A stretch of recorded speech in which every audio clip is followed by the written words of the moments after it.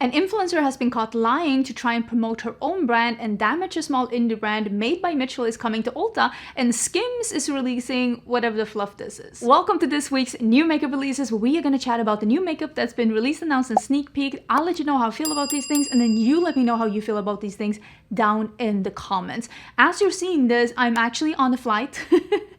Heading out to Asia. I'm going to Bali for a week. So if I'm not as active as I usually am down in the comments, don't be mad at me. I'm doing the best I can. Next week, we will not have a new makeup releases, so we'll have an extra juicy one when I get back, but I will have other videos live next week, and I also will have some videos on my second channel. The makeup look that I have on right now is actually the member exclusive tutorial for this month. Yeah, I was asked to create something inspiring me, being inspired by my trip that I just did to Hawaii. It's a pretty easy like gradient halo eye, so if that is something that you're interested in, or if you want to just see a bunch of in-depth tutorials, check out my membership down below. It is the button next to the subscribe button, or it is a link down in the description box. It's just an extra way to support the channel and get some extra videos if you're interested in that, but if not, that's totally fine too. This channel will keep on chugging as normal. And also, I will try and get this video up this weekend, but if you don't see it this weekend, I'll put it up as soon as I'm back from Bali. This is just like if I have time to edit something more, because I'm actually getting on the flight today as I'm filming this. My flight is leaving today, so if I didn't have time to edit it, if you don't see this coming up, it's coming soon. Okay, I promise. But let me scoochie to the side so that we can put up some pictures here, because we do have a couple of things to talk about. Actually, let's start talking about, I have it here, let's start talking about the new collaboration that Balm did. Balm announced four new eyeshadow palettes. This is the round 2 of their collaboration with Ellis Atlantis, and I did have a dedicated video on this, and I will try and remember and leave that link down below in case you want to see swatches of all of these, if you want to see how I feel about all of these. I'm doing a look, I'm trying it out. This one is launching today, the 1st of August, and you can get 10% off at Blend Bunny with my code Angelica in case you're interested in this collection.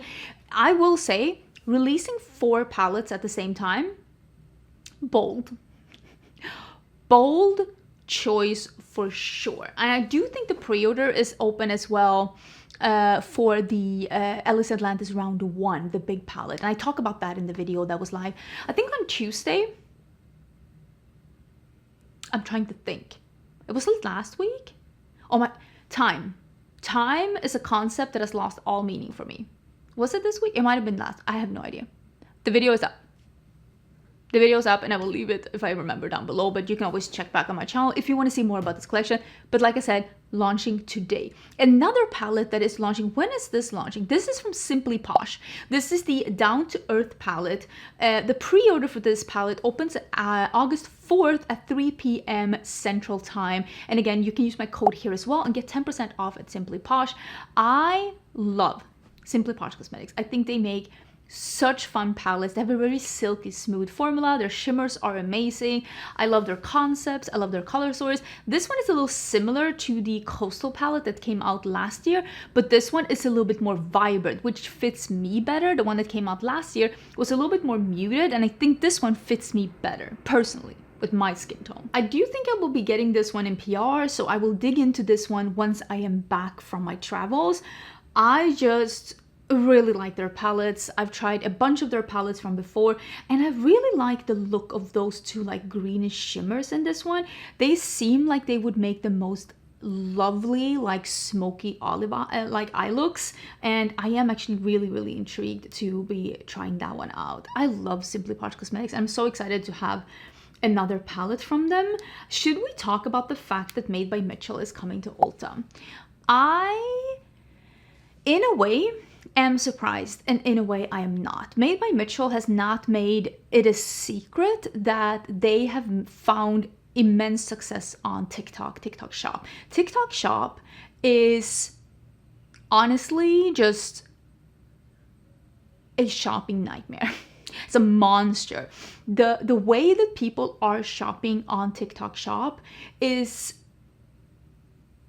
they're making quicker decisions and buying stuff on like they're rivaling Amazon and Shein.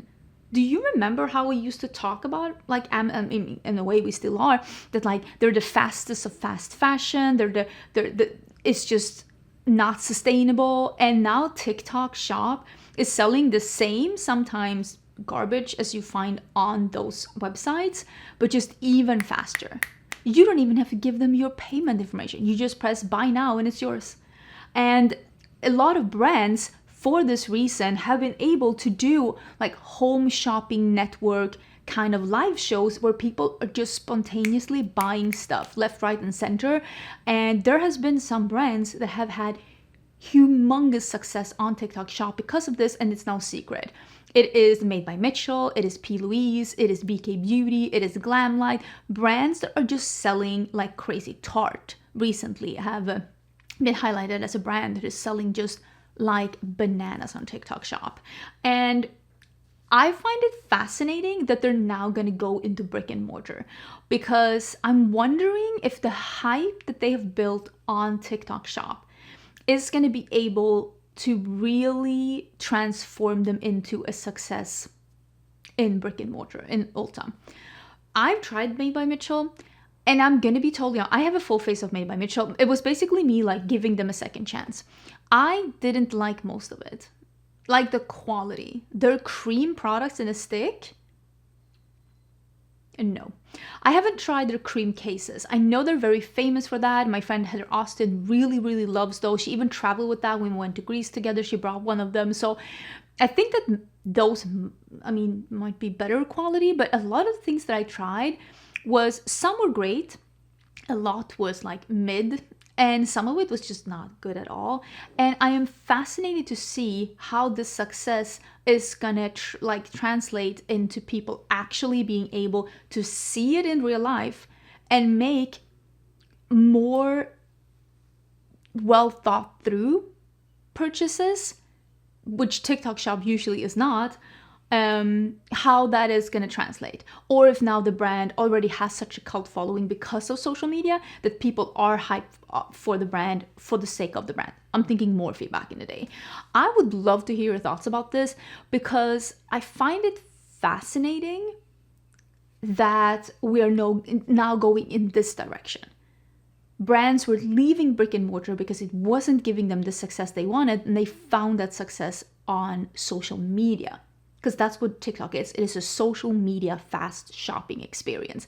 But now we're backtracking and going into brick and mortar again. And I just am fascinated to see this turn of events and what this could mean. And I'm also wondering, at what point are consumers gonna look at like TikTok Shop in a different light and be like, this is not sustainable. I'm not shopping sustainable. Do I even like the things that I bought, or am I just buying for the sake of buying? Because I've said this before, enjoying playing with makeup and wearing makeup and enjoying shopping for makeup, those are two different hobbies. Those are not the same hobby. Also, there's been a little bit of a controversy between Scandinavia and Urban Decay. And I think this could have been so easily avoidable. So Urban Decay has announced that they are reformulating and re-releasing their all-nighter setting sprays.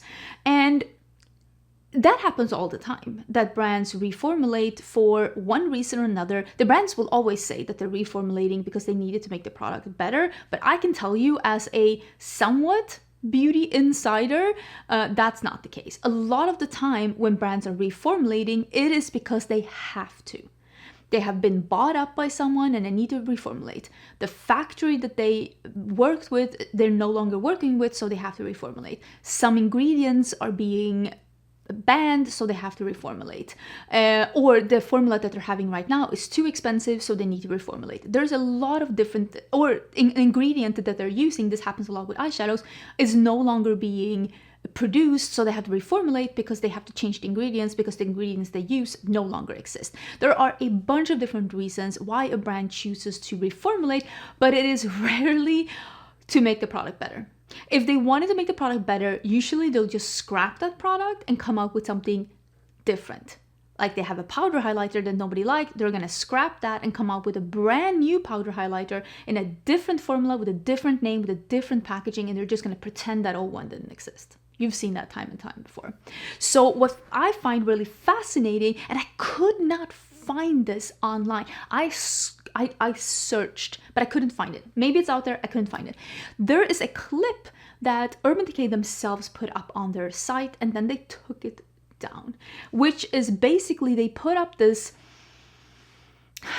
reel where they were bashing their own setting spray.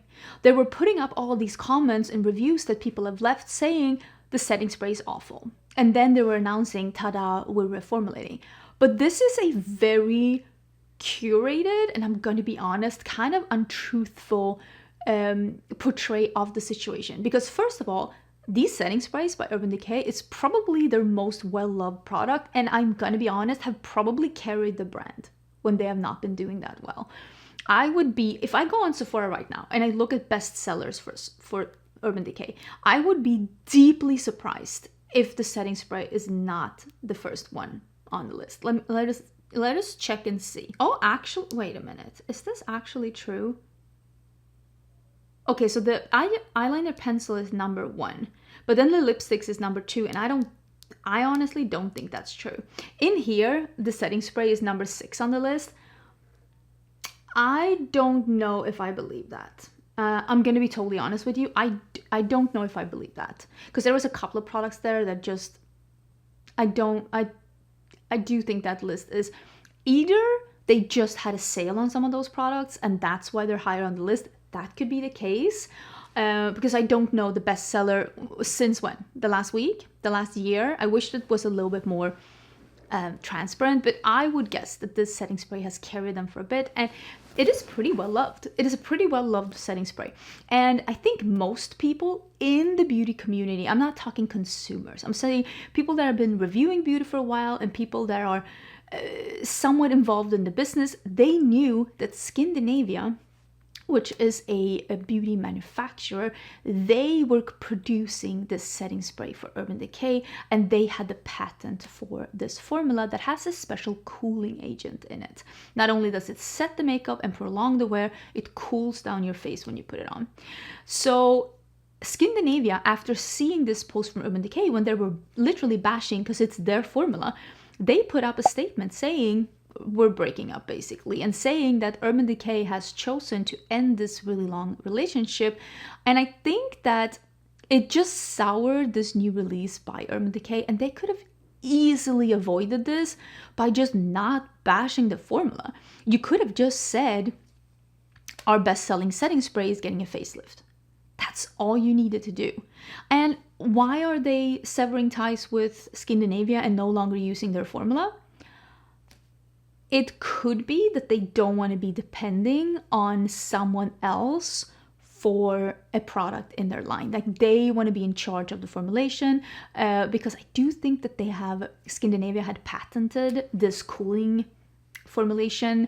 So maybe Urban Decay just wanted to be in charge of it. Urban Decay is owned, I think, by L'Oreal, if I'm not mistaken. It could be L'Oreal putting pressure, saying like, listen, we need to do our own thing. It could be that the cost was too high. It could be that they're changing. It could be so many different things. But I am willing to bet some money on that it is not because nobody liked the setting spray. The way that Urban Decay was portraying it when they were trying to reveal this new setting spray. Ooh, like, I don't think that that's the case at all. And it makes me a little sad for Scandinavia that they're like bashing this formula that is pretty well loved. So if you miss, now that they're reformulating their formula and they're coming up with this new, maybe the new setting spray is great. Listen, I haven't tried it. Maybe it's awesome. But I wish that they would have avoided this entire conflict by not bashing something that's still around. So if you wanted to get the old all-nighter setting spray, I am fairly sure that it is the exact same setting spray that Scandinavia is selling under their own brand, and you can find that on Amazon, if I'm not totally mistaken. So do check that out if you still wanted to get that kind of formula. So yeah, Urban Decay is coming up with something new. I am shocked to see how they were doing it, but again, I told you 2025 is going to be the year of setting sprays. And speaking of that, this is the new setting spray by Laura Mercier. I told you every brand is going to release a setting spray this year because they saw the success that One Size had with their setting spray last year. Everybody.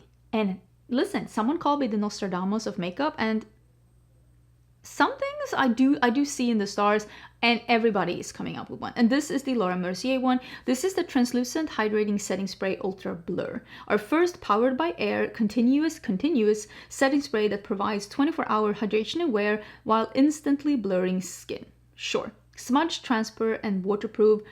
Makes your makeup transfer proof, resisting sweat, humidity, and water. It doesn't say anything. Oh, it says shine control. Okay. No makeup meltdowns, non-drying, non-sticky, truly translucent, no skin tight feeling. And also prevents oxidation, it says. Okay. I mean, honestly, that sounds like a really good setting spray, but this is what I'm saying. I think people, when One Size had that hit last year, which, I mean, that's a great setting spray. I'm bringing that one when I'm traveling. It's literally in my makeup bag as you're seeing this.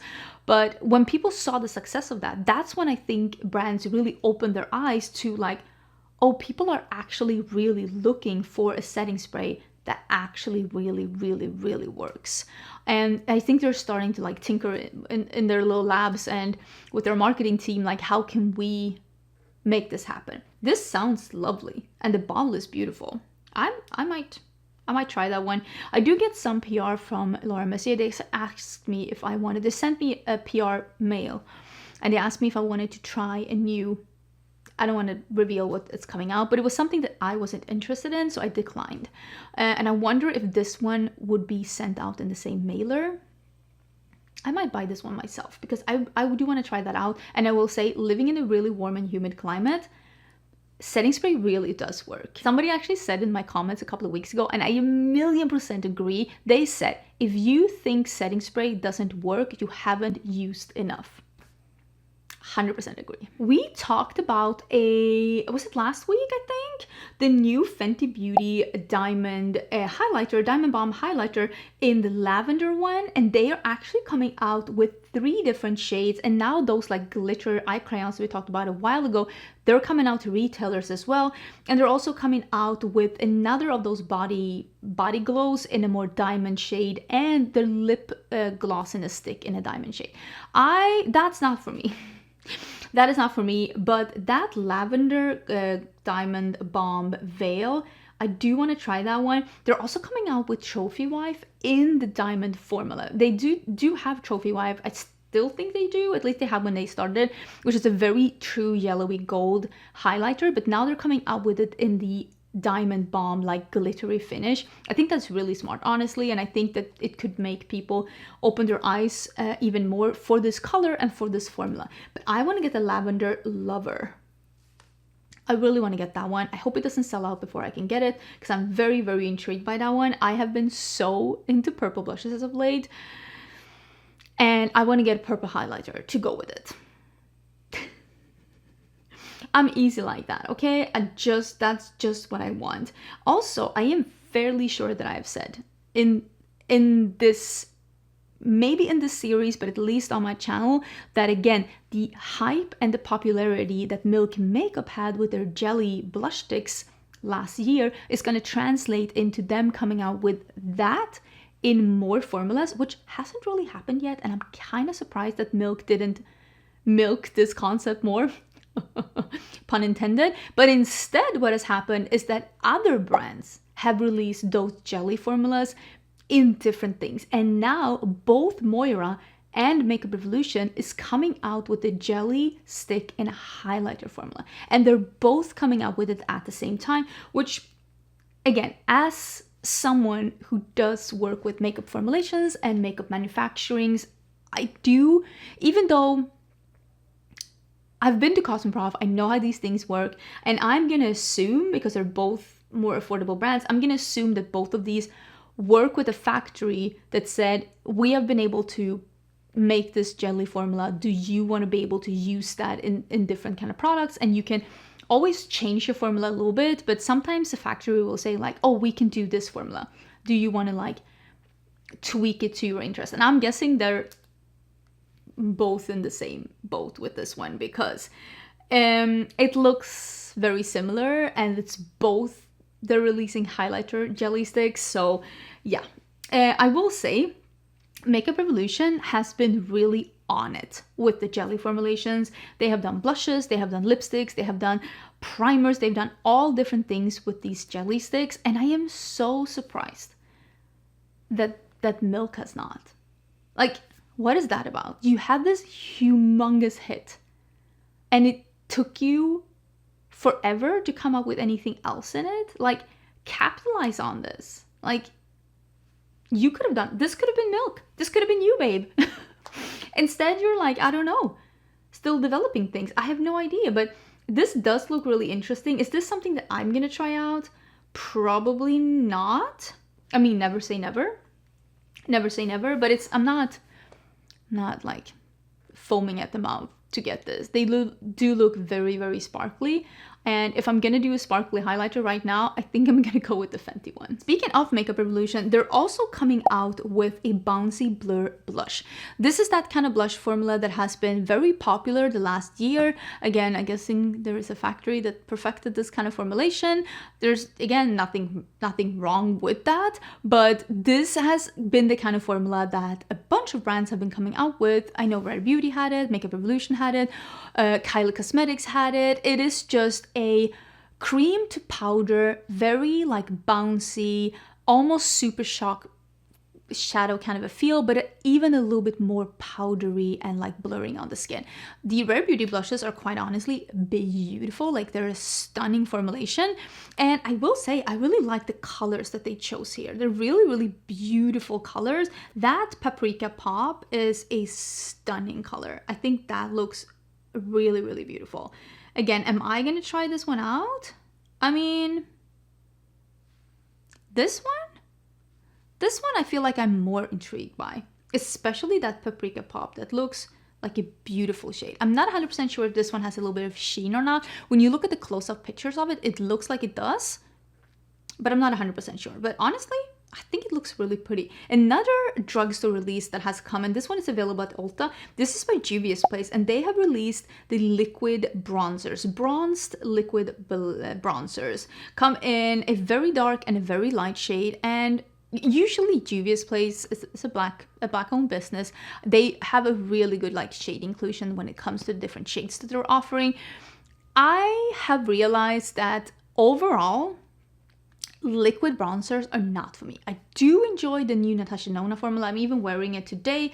I love the one from Makeup by Mario, but overall, liquid bronzers have not been my favorite because I feel like sometimes they dry down too quickly, which has been my biggest gripe with like liquid bronzers. I want more playtime and they're not offering that. So I think, am I gonna opt out?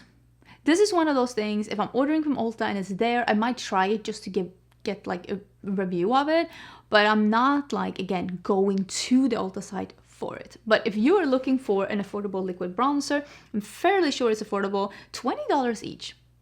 Is that affordable? I remember Juvia's Place being more affordable than that. I remember Juvia's Place being a brand where you're like, you can get bang for your buck, $20, and their packaging is not... It's not horrible, but it's not fantastic. You know what? That price does shock me a bit. Do we not remember Juvia's Place being more affordable than that? There is a brand launching. This is Mary Phillips brand. It's called M.Ph.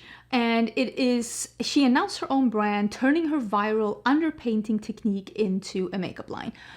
I will be honest with you, I had never heard about her until I saw this. I did a little bit of research. She is a working makeup artist. She has a really big Instagram account. She has over 2 million followers on Instagram. And apparently she has risen to popularity because of her underpainting, which is where you do bronzer and like blush before foundation to get a more like softer, even result. That's not how I like to do my makeup personally, but I mean, if she is able to make a brand based on a technique that she has made popular, I mean, that's great.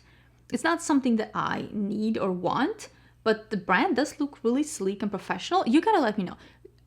Are you like familiar with this makeup artist? Are you following her? Do you think this is a good idea? Have you tried underpainting? Because for me, this is all a little bit of a mystery, again, because I've never really heard about her, but also I looked at her page and she does a lot of really soft, no makeup looks, which clearly is not the look I'm always going for. Ooh, Rare Beauty is announcing their first ever fragrance.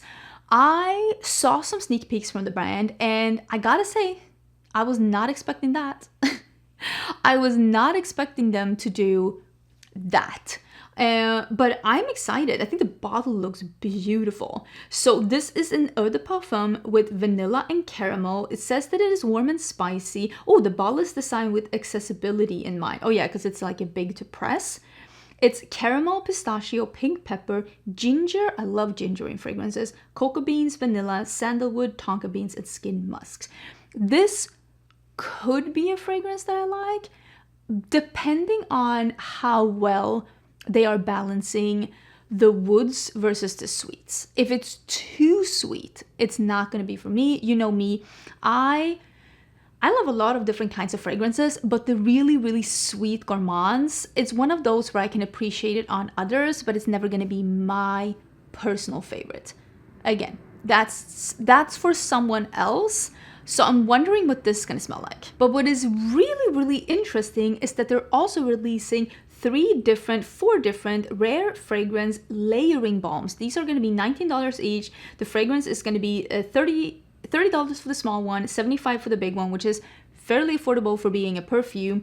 And the balms are meant to be either layered with the fragrance to change the tone of the fragrance a bit, or be used on their own. I love that. I've been so into layering fragrances as of late.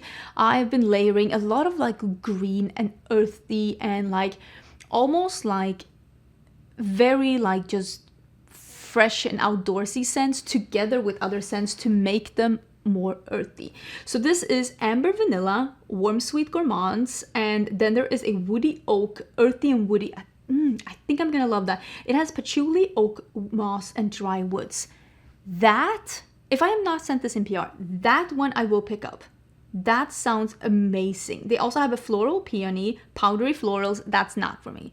I don't like powdery fragrances and I don't like floral fragrances. I know it's for someone, not for me. I'm also very excited about the fresh one because it is fresh citrus and florals, but it's bergamot, green tea, and cedarwood. And again, I love all 3 of those notes a lot. Green tea, I love fragrances with tea notes in it. So if I don't get this in PR, I think I will pick it up, and I think I will pick up the woody and the fresh balms as well. Let me know what you think about these. Are you interested in these? Do you want to try this one out? I cannot wait to smell this. I'm just so excited about what this is gonna smell like.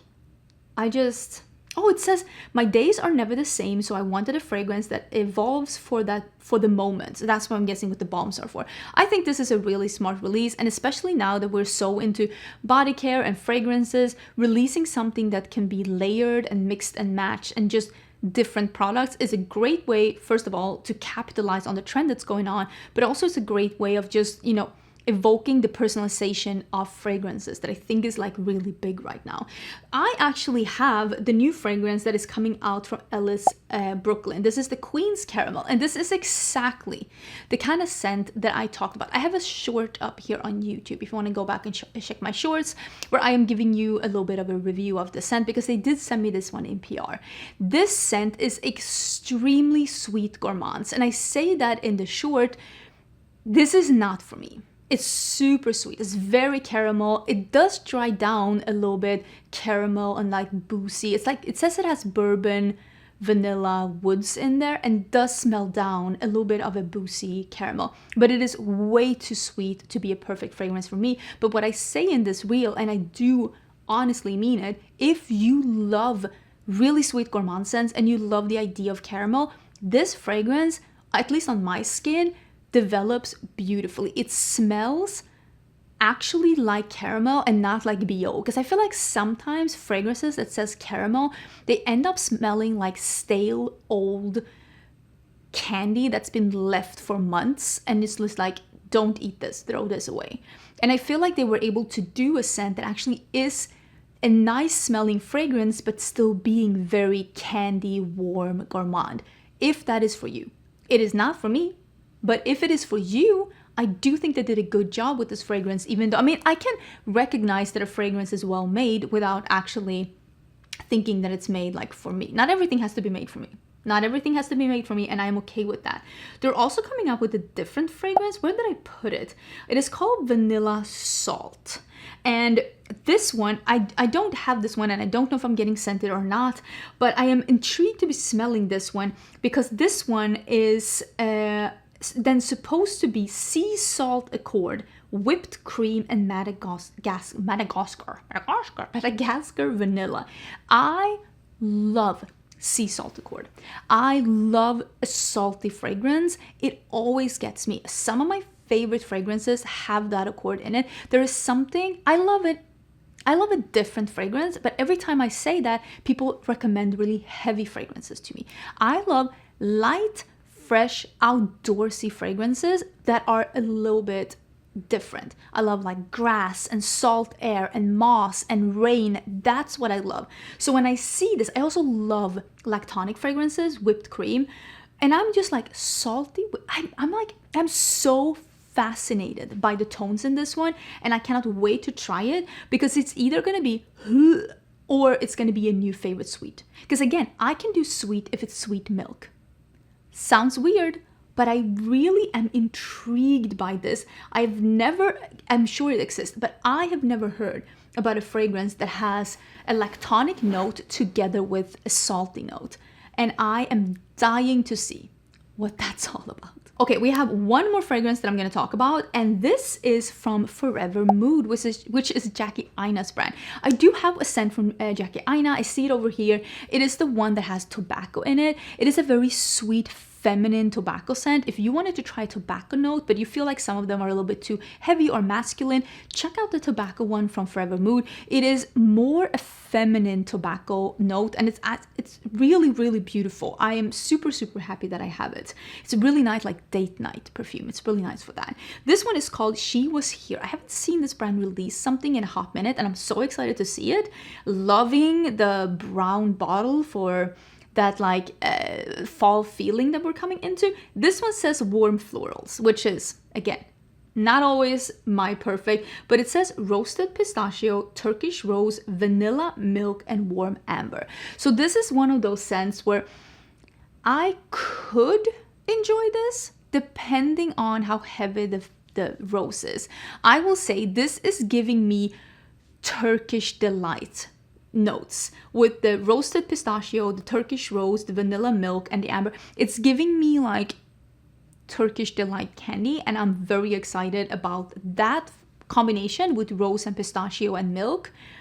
I think it is a very interesting, again, I want to smell it so bad. I don't think my Sephora has FORVR Mood to smell. So I'm gonna listen to some people do some reviews of this one, and if it sounds like something I would like, I might end up picking up that small one next time there's a Sephora sale. But I wanted to let you know about it because I'm excited to see them come out with a new scent. Kosas is coming out with a mascara, and I think this might be their first mascara, right? So this is the Soul Gazer, which is an amazing name for a mascara. Lengthening mascara and lash serum in one for sensitive eyes. I love lengthening mascara, and I love the name, and I love the packaging.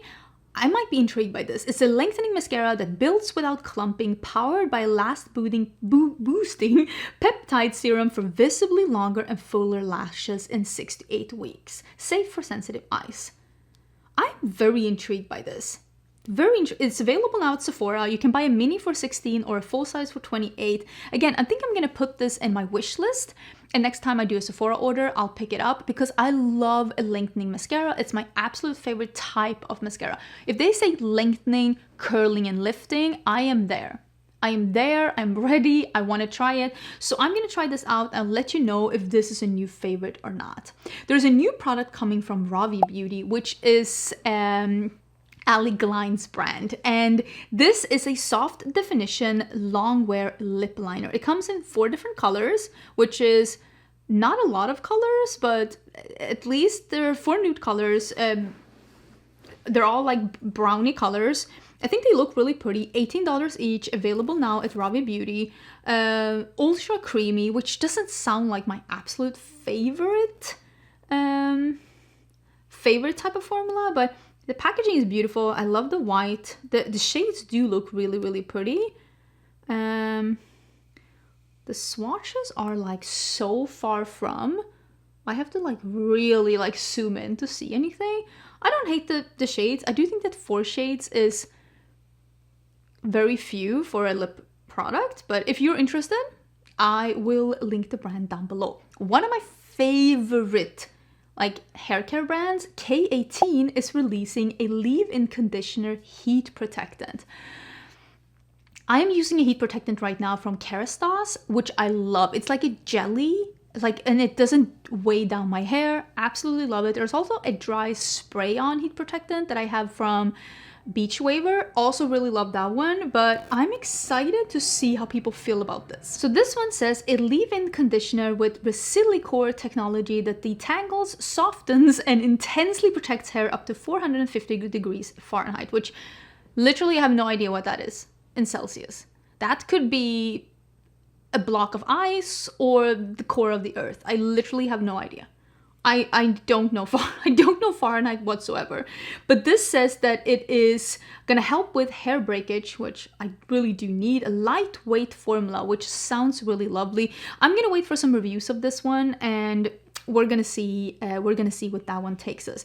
I also want to quickly let you know, because we did talk about this I think last week, that some K-beauty brands are coming to Ulta. The makeup brands are already there. You can find Kasha Beauty at Ulta now. You can find Fui at Ulta now. You can find Tier at Ulta now. And there also was another brand that was already at Ulta. It is called Unleashia. It's also available at Ulta now. I've only tried Tier myself. Well, I've tried Kasha. It used to be at Sephora, but now it's at Ulta instead. But I'm intrigued to see. I'm very excited to see more K-beauty brands. And if you were interested, just know that they're already available at Ulta. NARS has also re-released. Again, these were existent before, like long time ago. We're talking a long time ago.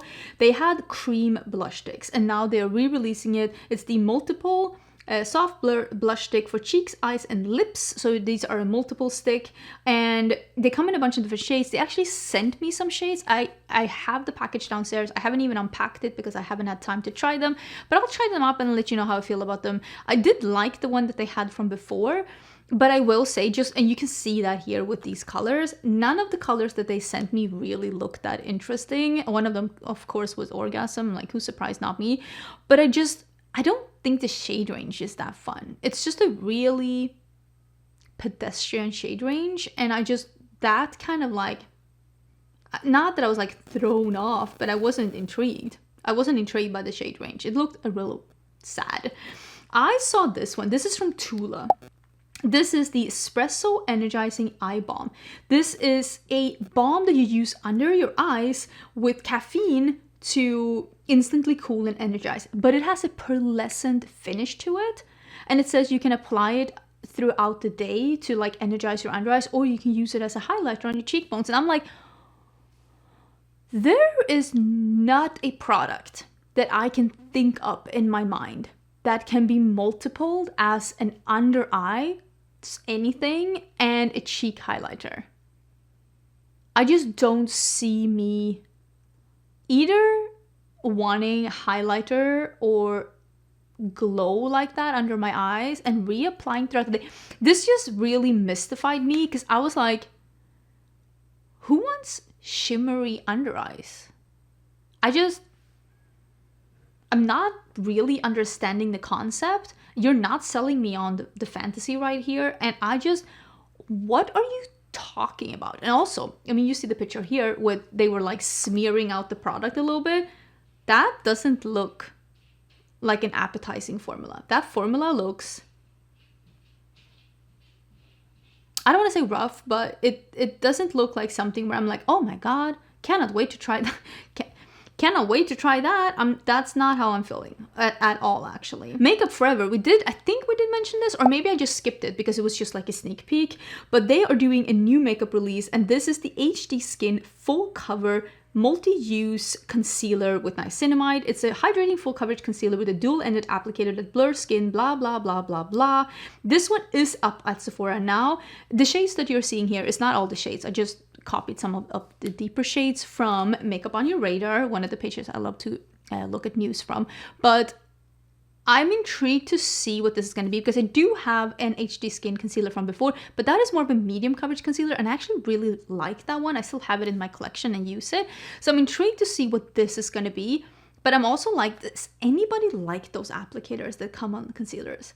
The applicators that come on concealers and blush sticks, and this is, can we agree that they're usually like not good? I don't know a single applicator that comes on a cream product or a liquid product that I have used and been like, yeah, this is great. I'm really happy this applicator is on here. I'm just a little bit confused by that, because I feel like usually Makeup Forever is a little bit more, I don't want to say professional, but like they're a little bit more well thought through with stuff than that. But listen, whatever floats your boat. I'm excited to see again what people feel about this one, because I do feel like Makeup Forever is a brand that does complexion products really well. Okay, Beauty Creations is coming out with a new collection. This is a collaboration with the Powerpuff Girls, and it's the Powerpuff Girls Gone Western, which is a oddly specific theme, very specific theme, but sure. And I saw this one and I was like, I don't want any of that. I have swatched some of Beauty Creations stuff and I wasn't overly impressed with what I saw, like quality wise. And also this palette that's on this page is giving me like PTSD flashbacks from that awful Powerpuff collection that Makeup Revolution had. Do you remember that one? The one that gives you like an eye twitch. Oh, that was awful. And this one is giving like the same vibe with the colors and stuff. The disarray of the entire inside of this palette. And I'm just like, is it Powerpuff Girls that are forcing brands to make these kind of palettes? Can nobody put their foot down and just be like, babe, this doesn't look good. We need to stop, okay? This looks awful. But also, keep this collection in mind. And let me show you something else that I read that I just found so fascinating. This is from Beauty Independent, and they are having an article about Beauty Creations. And this is My Little Pony, Barbie, and Beyond. How Beauty Creations is leveraging nostalgic IP to surpass $84 million in sales. Again, we might say, oh, I'm so tired of collabs. Why aren't brands doing anything else? This is why. Because you're all buying it. Listen. The 84 million because of the nostalgic IPs. Of course, brands are going to keep doing it. If this is the numbers we're seeing, I didn't even know Beauty Creations was a big brand. But they are. You also have been, this is a Latina brand. I don't know if it's a Mexican brand. You're gonna have to correct me down below, but it is a Latina owned brand, and they have been also getting the brand into some markets where other brands are not as visible. So they have been expanding in Mexico, and they're also expanding into other Latin American and South American brands, which is also, of course, helping with the sales. But 84 million. That's what the nostalgic IPs are doing. Okay, can we quickly talk then about this thing from Skims? And this is from Business of Beauty. And they're like, Skims unveils first beauty product. The what now? So this is shapewear for your head. Yes, you listen, the future is here. And I am hating every second of it. This is part of the Skims beauty line, the shapewear, and it's sold out. $48, it's sold out. Listen, again, you created this monster. This is a sculpting fabric with collagen yarns for yaw support. I hate it here. I hate it here. This piece taps into the morning shed trend on TikTok. Again, I hate it here. What is this? What is this? This is giving, you know, documentaries about like Victorian like beauty routines that we're happy that we're not seeing anymore. And I'm just like, what? I hate it here. So yeah, just wanted to let you know that that exists. Add that to your morning shed routine. Okay, You know, I am a big lover of Laminatrix. It's an Australian indie brand, and last week we talked about their two new palettes that I have revealed. One of them being the, I have it here, hold, this one. This is the Tones of Turd palette. It started as a palette that was for 1st of July. It was an April Fool's joke, and they were not going to release it. It was a joke, but people really wanted to see it, so they decided to change it up a little bit and release it. They also did release this exact palette as the Grounded palette. Same colors, same color story, different names on the inside and the outside. So if you didn't want to have the poop theme humor, you didn't have to. And I saw on their page, because I follow them on Instagram, I love the brand, I've been reviewing the brand for years and years and years and years, and I saw that they put up this. This is a screen share from a video from Jen Love's, I think it's just Jen Loves now, it's not Jen Loves Reviews anymore. And the brand owner was saying, we want to truly thank everyone for supporting us and giving us the time to handle things privately and with as much respect as possible. It has not been easy to stay silent with the overwhelming amount of negativity and falsehoods that have come our way. The full story always matters, and we want to thank Jen Loves for reaching out and giving us the space we needed to be heard. So I went, of course, to Jen Loves and I watched this video, and it turns out this creator, what was her name? What was her name? Something spooky? I remember when I saw the picture of her, I'm like, oh, I remember this creator. I've seen this creator. I did follow this creator for a bit, but I remember unfollowing the creator for something they posted, which was years ago. And I don't remember what it was, but I remember seeing something and I was like, and I actively went in and I unfollowed her, and then I kind of forgot she existed. I'm gonna be totally honest with you. And she posted on her TikTok this full rant about how Glaminatrix copied her brand. And it is ridiculous. Like, utterly freaking ridiculous. Let me roll the clip now so we can laugh together. I am a sweet little baby who likes no drama whatsoever, but I have been power tagged. I usually don't look at my tags, but I was tagged so many times today that I have to address drama that I don't want to be a part of. I have a super small business called Beauty X Boo. It was birthed in 2021, and I only ever sell like 1 to 2 makeup products at a time, things that I developed and created that like I really, really like. And of course, one that I created was this. It's the poop palette. This one sold out just a bit ago, but this one has always been up for the last, I think, like 2 years. It's like, you're the shit deuce. Put it on me to create poop humor. I do not, own poop humor. I don't own poop palette, but some happen, and I'll be honest. I just kind of feel kind of gross, and it just kind of hurt my feelings. And just because so many freaking people are asking me about it these last 2 days, I've gone down the rabbit hole. We're just gonna talk about it for a minute. First, this is my website. April Fool's Day, this company, Glaminatrix Cosmetics, posts a Tones of Turds palette. I didn't see this.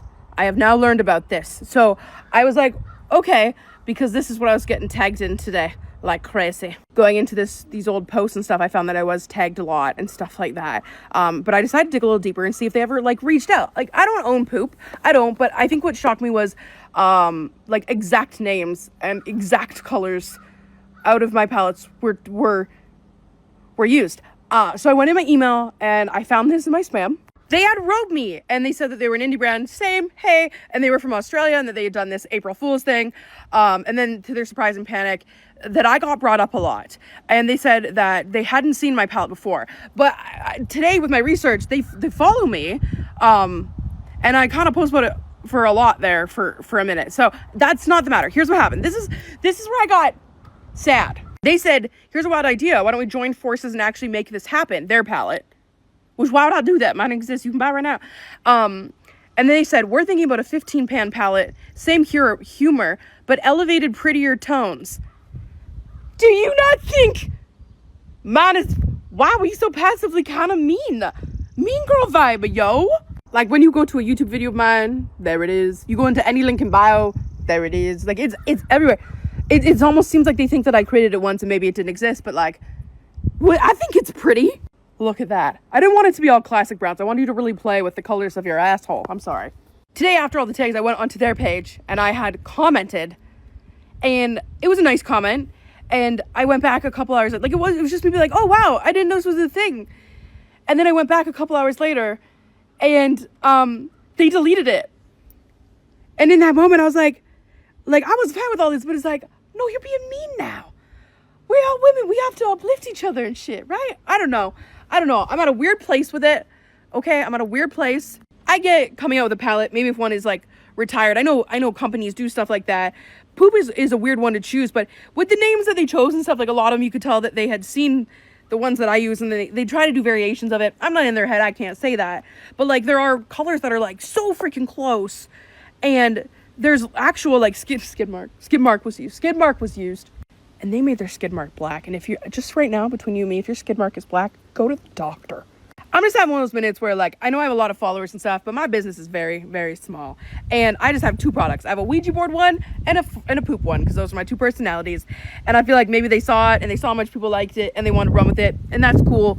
But it just feels like part of it feels kind of bad. But the weird thing too is my palette has one more color than theirs, and I'm not being shady, but mine is $29 and theirs is $87. So if you want to support a sad hoe today for $29, pick up You're the Shit Deuce, where you can rub Dutch oven, party pooper, fudge nugget, prairie doggin, rosebud, wet fart, or beef stew on your eyes. I'm gonna go eat my pain away. So some of the things that the brand owner is pointing out here is that Glaminatrix actually did reach out to this brand, and of course when they said more sophisticated tones, they didn't talk about her palette, they talked about their own palette, because Glaminatrix did not want to release the poop theme palette. The community said they really wanted it, so they decided to keep it like that, but their initial thought was to release a palette that was a little less on the nose poop theme, okay? And this creator, what is her name? Celia something? Selena Spooky Boo. That's her name. She apparently has her own beauty brand. My friend Ali Dawson had apparently reviewed one of her palettes. I must have totally missed that. And she was saying that Glaminatrix stole her ideas, stole her shade names, and I am gonna be the first one to say, sometimes people do really be having the same idea, despite like not being inspired by anyone. Imagine people being this upset about themes around unicorns or mermaids or forests or gemstones. Like, it is not that deep. Poop theme palette is not even that specific, okay? Everybody needs to calm down. Secondly, let me put her palettes up here. Secondly, these are not the same. These are not the same color story, and despite what she's saying in her clip, not the same names. Only one name is the same, which is Skid Mark. Again, imagine people, literally, I talked about that with my video about the blend money. They literally have a shade in here called Cinch. Imagine me being upset about that. Ludicrous. Ludicrous. Like, who cares about that? It is not that deep. But the fact that she's lying to people and saying her palette is the same, it's not. And also saying that they're like taking her names and taking her shades, and it's like they're not the same. First of all, I'm gonna be the first one to say the Glaminatrix color story much better. And as someone who again does work with makeup, this is assumption, don't sue me guessing, I don't know, I'm guessing just by looking at her palettes. That is probably, again, I'm guessing, that is probably white label shadows picked from a catalog, because that's how those look. That's how those look. And one of the shades is a pressed glitter. I'm just saying, that's how those look. And that's why the palette is that affordable. You cannot produce a palette with the Glaminatrix quality. This is a custom formula with multi-chromes, very high quality at that price tag. So when she's saying in her clip, also, she's saying in her clip $84 versus $29, she neglects to say that she said the 84 in Canadian dollars and the 29 in US dollars. Okay, that's apples and pears. At least be consistent. One of them in different currencies, like, it makes no sense. So the palette is not 84, not in US dollars. Her palette is 29 in US dollars. I think this one is 60 something in US dollars, which we know that from now with indie brands, when we want to have a lot of special shades in there, they're going to be a little bit more of a high price tag. You're going to get good quality. Her palette is $29 because, again, allegedly, my personal opinion, they're white label shadows picked from a catalog to keep the price down. I said what I said. And she ends up in this clip trying to sell people her palette. Go support a small brand, sell my palette. She has millions of followers.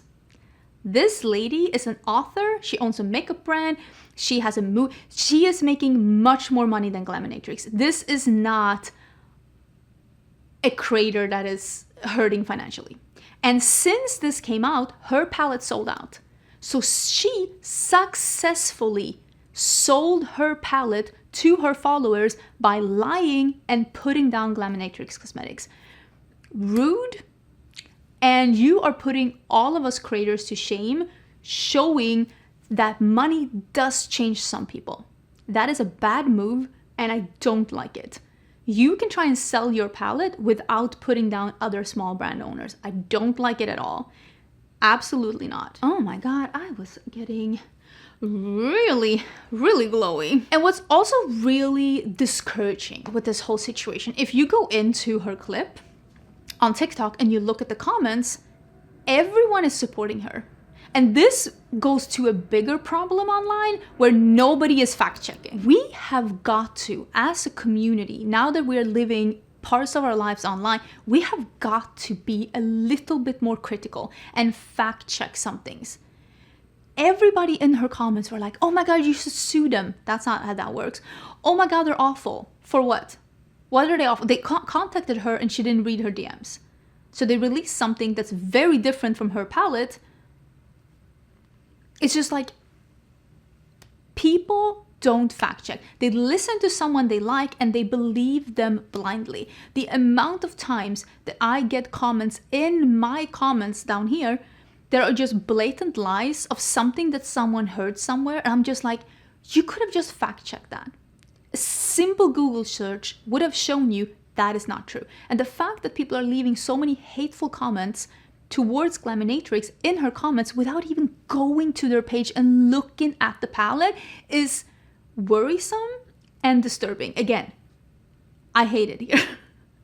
I really hope that we're able to find a better online etiquette for the future because, yeah, I don't like that at all. And also a quick footnote on her clip, like just a little comment. She says, oh my God, this brand is following me. There is absolutely no way of finding out on Instagram when someone follows you unless you see the notification as it happens. There's no way of telling. So let's be honest, they did message her. There's a big chance that when they messaged her those months back, they followed her then. There is literally no way of her to know that they followed her before.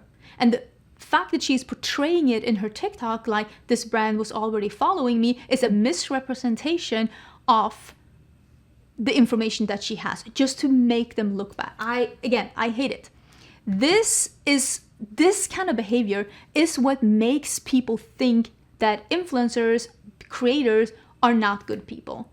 And I really wish that some of these people would be just a smidgen less motivated by money and just be a decent human being. Okay, that was it for this week. Please let me know what you think down in the comments. I am heading off to do my last, editing and then my last packing. And I hope you're having an amazing weekend. There might be a member tutorial coming up if I have time to edit it, and if not, it's coming up straight as I get back. I do have some other videos edited though, both on my second channel and on this channel, so there's gonna be content. But yeah, have a great weekend and I will see you soon.